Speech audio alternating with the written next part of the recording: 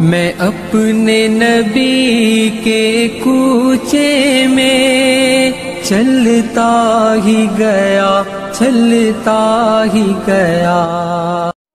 3748 number حدیث ہے صحیح بخاری میں کہ جب حسین ابن علی کا سر کاٹ کر عبید اللہ ابن زیاد گورنر یزید جو کوفہ میں اس کا گورنر تھا اس کے سامنے لا کے تشت پہ پیش کیا گیا ولیعوذ باللہ تعالی، اللہ کی لعنت ہو ان پر، فرشتوں کی لعنت، تمام لعنت کرنے والوں کی لعنت جنہوں نے حسین ابن علی کو اس طریقے سے شہید کیا، آمین۔ تو وہ چھڑی مار کے ان کے حسن کے بارے میں کوئی کلام کرنے لگا، یہ بخاری میں بھی ہے اور ترمذی میں بھی ہے۔ تو انس ابن مالک وہاں کھڑے ہوئے تھے تو وہ تڑپ اٹھے، تو انہوں نے کہا کہ نبی علیہ السلام کے سب سے زیادہ ہم شکل حسین ابن علی تھے، اور بخاری کے الفاظ ہیں 3748، اس وقت حسین علیہ السلام کی داڑھی اور سر میں وسمے سے رنگا گیا تھا، یعنی کالا خضاب لگا ہوا تھا۔ کالا خضاب لگا سکتے ہیں، اس پہ میرا کلپ بھی ریکارڈڈ موجود ہے، لیکن 70 80 90 سال کا بابا نہ لگائے، چھوٹی عمر تک 50 55 تک، اللہ سے ایک ٹاپک ہے۔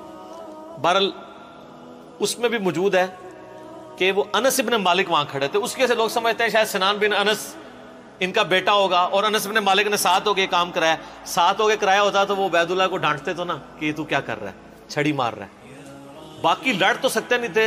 انس بن مالک کی اس وقت عمر 100+ تھی، یا 100+ تو نہیں ہوگی، آلموسٹ آپ سمجھ لیں 60+ تھی، کیونکہ 93 ہجری میں فوت ہوئے ہیں 110 سال کی عمر میں، 70 کے ہوں گے آلموسٹ اس وقت۔ تو بیچارے دل میں ہی اس کو برائی کو برا سمجھ سکتے تھے، جتنا وہ کر سکتے تھے وہ کر دیا، ادروائز تو وہ مروا دیتے تھے۔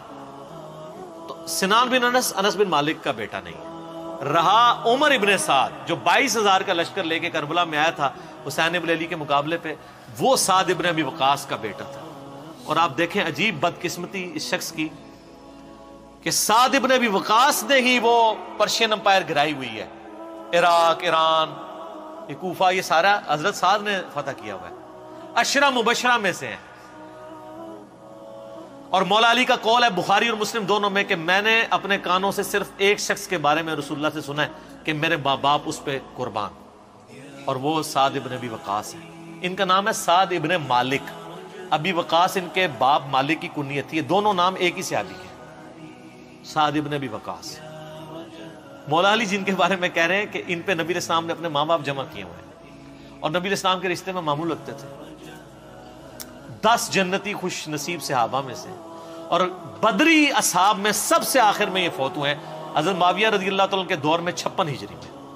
ان کے بعد کوئی بدری صحابی دنیا میں نہیں رہا تھا، بدری صحابی ایک بہت بڑا ٹائٹل تھا، یہ سب سے آخر میں فوت ہوئے۔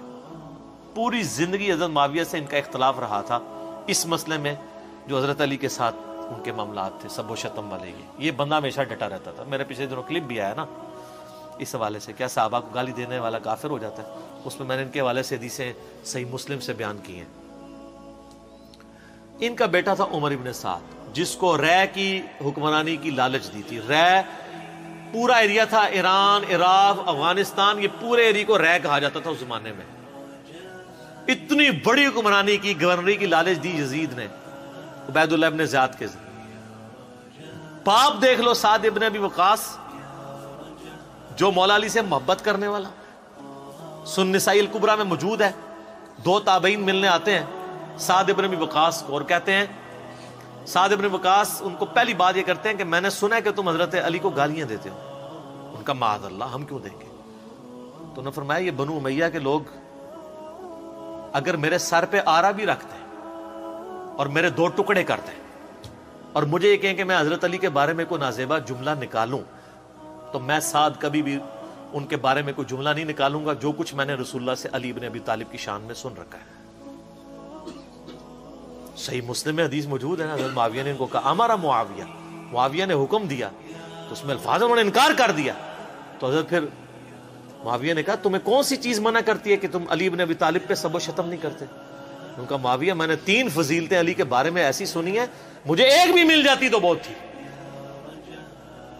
پھر انہوں نے کہا وہ پہلی فضیلت غزوہ تبوک کے موقع پر علی کی میرے ساتھ وہی نسبت ہے جو ہارون کی موسیٰ کے ساتھ، مگر میرے بعد کوئی نبی نہیں۔ دوسری فضیلت خیبر کے موقع پر کد اس شخص کے ہاتھ میں جھنڈا دوں گا جو اللہ اور اس کے رسول سے محبت کرتا ہے، اللہ اور اس کے رسول سے محبت کرتا ہے۔ ہم پوری رات اس خوشی سے سوئے نہیں کہ کون ہوگا وہ بندہ. علی کو دیا جھنڈا. اور مسلم میں آگے الفاظ ہیں کہ حضرت عمر کہتے ہیں مجھے پوری زندگی رشک رہے گا کہ اس دن جھنڈا مجھے نہیں ملا، علی کو ملا. اور تیسری فضیلت سن معاویہ. جب نجران کے عیسائی آئے تو آیت مباہلہ نازل ہوئی، آیت نمبر 61 آل عمران کی. تو نبی الاسلام اپنے بچوں میں سے حسن و حسین، فاطمہ اور حضرت علی کو لے کے اور کہا اللہ میرے اہل بیت ہیں. یہ تینوں فضیلتیں. اور ابن ماجہ میں ایک چوتھی فضیلت بھی ہے کہ آپ نے غدیر خم پہ فرمایا تھا من کنت مولاہ فہذا علی مولاہ. میرے پاس ان میں سے کوئی ایک بھی ہوتا تو بہت، تم مجھے علی کے بارے میں بات کرتے ہو.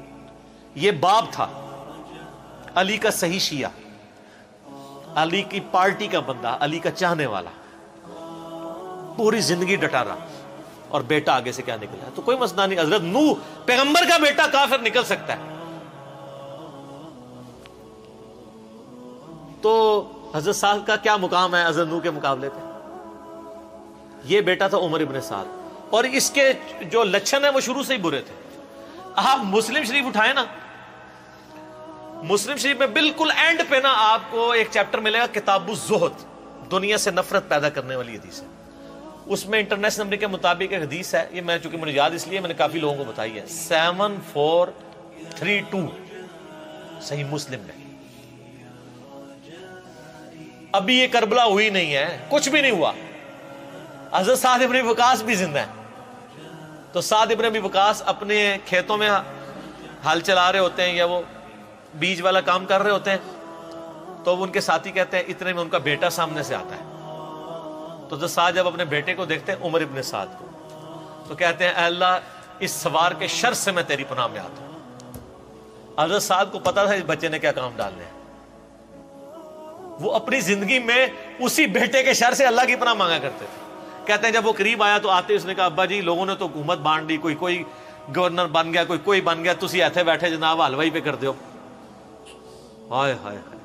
تو حضرت سعد ابن وقاص نے اس کے عمر ابن سعد کے نا سینے پہ نا گھونسا مارا اور کہا کہ اللہ تعالیٰ کو پرہیزگار بندہ پسند ہے جو گمنامی کی زندگی میں مر جائے، جسے کوئی جانتا نہ ہو. تو یعنی وہ انہوں نے ایک گوشہ نشینی کی زندگی اختیار کر لی تھی. تو ان کو پہلے ہی لیکن اس نے اپنے باپ کی نصیحت نہیں پکڑی. یہ پھر یزید کی لالچ میں آ گیا اور پھر آپ دیکھ لیں جو کچھ اس نے آج تک لوگ لانتے بھیج رہے ہیں. باپ کو لوگ رضی اللہ عنہ کہہ رہے ہیں. آپ شیعہ سے پوچھ لیں سعد ابن وقاص کی کتنی وہ عزت کرتے ہیں. میں ابھی کل ایک کلپ وہ ایک شیعہ عالم تھے سید جواد نقوی صاحب کا سن رہا تھا تو وہ اتنی تعریفی کلمات کہہ رہے تھے اور بتا رہے تھے کہ بھئی بیٹا یہ نکلا اور باپ کو دیکھیں، باپ نے ایران فتح کیا تھا، دوسری بڑی سپر پاور گرائی تھی اور بیٹا آگے سے کیا نکلا. اچھا آپ دیکھ لیں کہ دین ایفرٹ کا نام ہے. یہ نہیں ہے کہ یہ وراثت میں ٹرانسفر ہو. انبیاء کی وراثت میں ٹرانسفر نہیں ہوئی ہے تو اور کس میں ہونی ہے؟ تو اس لیے ہم قطعاً نہیں کرتے اور اہل سنت کے ہاں کوئی بھی نہیں ہے. مفتی منیب صاحب نے اگلے دنوں ایک مس ہینڈل کیا تھا معاملہ تو پھر بعد میں پورا پرچہ پڑھ کے سنایا انہوں نے. اس پرچے میں تو آلموسٹ انہوں نے یزید کو کافر ہی کہہ دیا ہے اور پہلے کہہ رہے تھے کہ جی وہ یہ پتہ نہیں کیا مطلب یہ لوگ ان کے مفادات ہوتے ہیں اپنے. بہرحال جب ان کے سر پہ پڑتی ہے پھر یہ صحیح بات کہتے ہیں، جب سر پہ نہیں پڑتی پھر اور باتیں کرتے ہیں فیم حاصل کرنے کے لیے. الٹا بدنامی ہوتی ہے. ٹھیک ہو گیا.